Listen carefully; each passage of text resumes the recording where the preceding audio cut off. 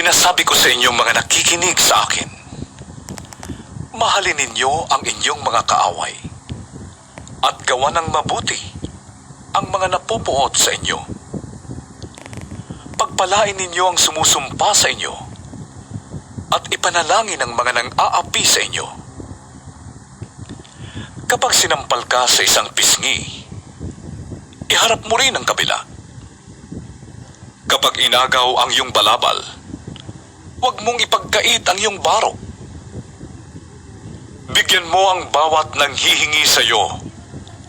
At kung may kumuha ng iyong ari-arian, huwag mo nang bawiin pa ang mga yon.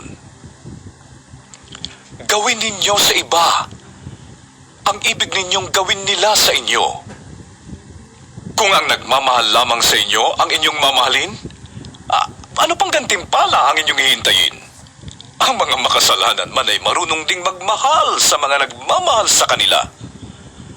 Kung ang mga mabuti lamang sa inyo ang inyong gagawa ng mabuti, ano pang gantimpala ang inyong hihintayin?